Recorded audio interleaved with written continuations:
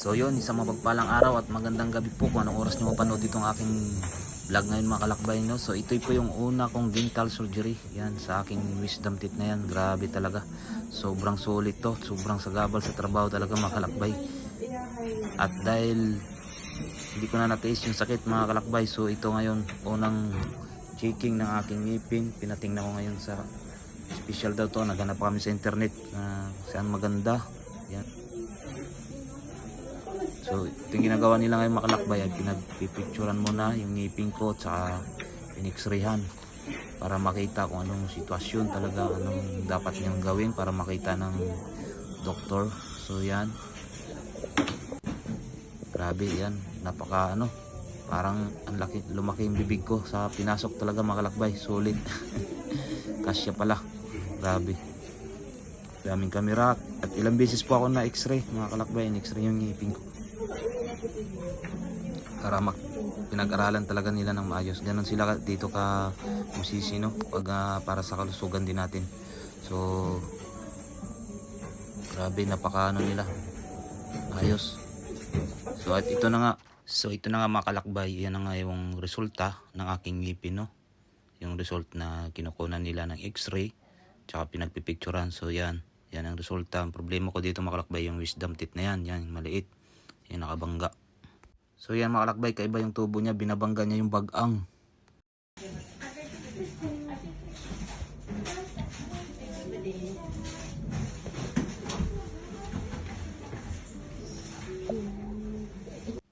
So ito na mga kalakbay, chine-check nila yung bawat isa-isa yung ngipin ko.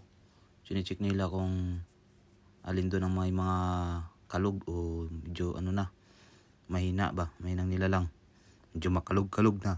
Kaya dinodouble check nila isa-isa yan mga kalakbay. So ganun sila ka dito sa Japan, kaalaga ng ngipin bagay. So yan, titaas lang yung kamay kung masakit ba. Yung hawak-hawak niya, hindi ko alam ano yan. Basta gamit pang dentist yan, para malamang parang pinupukpok o ganun na yun mga kalakbay. Malaman nila kung okay pa yung ngipin mo.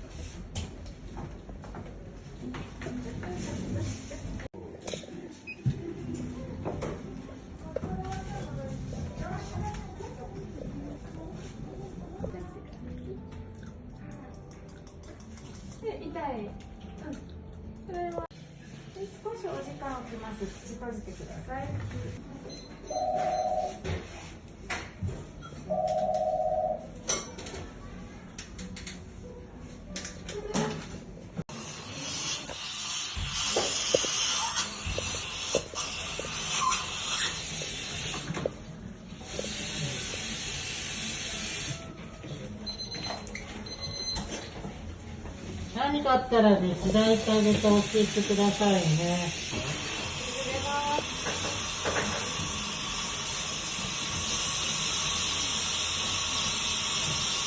痛みますか？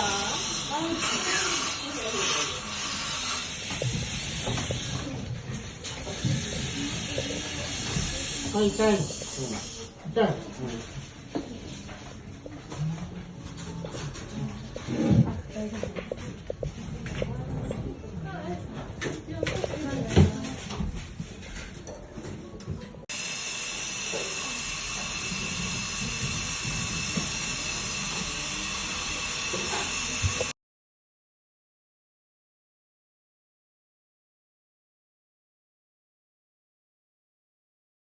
So yun na nga makalakbay, natapos na yung dental surgery ko. So ang ginawa lang po ng dentista ay yung bagang ang inano nila kasi medyo sira na din daw.